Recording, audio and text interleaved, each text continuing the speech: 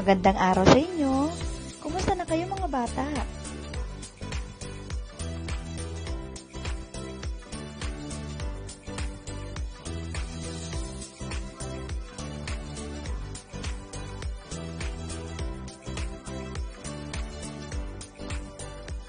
Naalala mo pa ba ang iyong mga aralin noong mga nakaraang taon?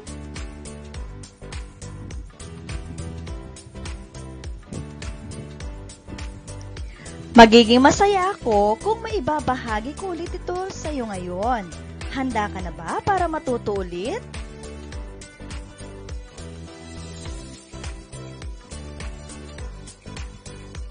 Pang-abay. Ano nga ba ang pang-abay?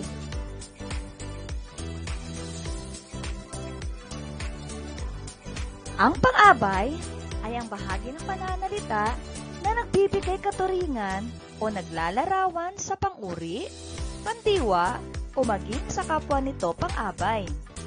Ito ay tinatawag na adverb sa wikang Ingles.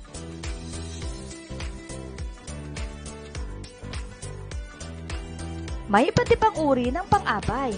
Halika, alamin natin ang mga ito. Pang-abay na panlunan. Ang pang-abay na panlunan ay nagsasaad at tumutukoy sa puok kung saan naganap ang kilos o pangyayari. Sumasagot sa tanong na saan. Halimbawa, ang pangungusap ay umalis papuntang parke ang mga bata. Ang pang-abay na panlunan ay parke. Pang-abay na pamaraan. Ang pang-abay na pamaraan naman ay nagsasaad kung paano isinagawa ang kilos o pandiwa sa pangusap.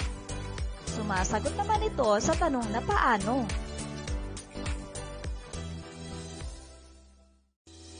Halimbawa, ang pangusap ay mabilisang inabot ni Hilda ang baton.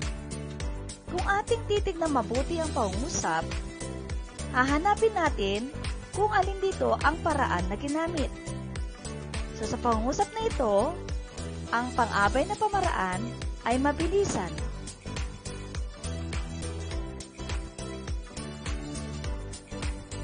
Ang panghuli naman ay ang pang-abay na pamanahon.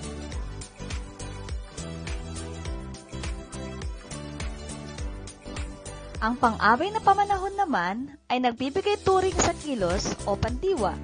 Ito ay nagsasaad kung kailan ginawa, ginagawa, o gagawin ang kilos. Ito naman ay sumasagot sa tanong na kailan.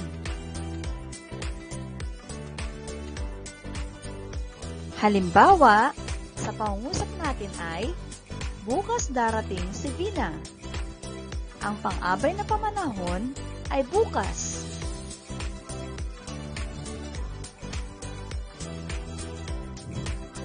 Lagi nating tandaan na ang pang-abay na panlunan ay sumasagot sa tanong na saan. Ang pang-abay na pamanahon ay sumasagot sa tanong na kailan. At ang pang-abay na pamaraan ay sumasagot sa tanong na paano. Sana makatulong ito upang mas mabilis mong masagutan ang aralin tungkol sa mga pang-abay.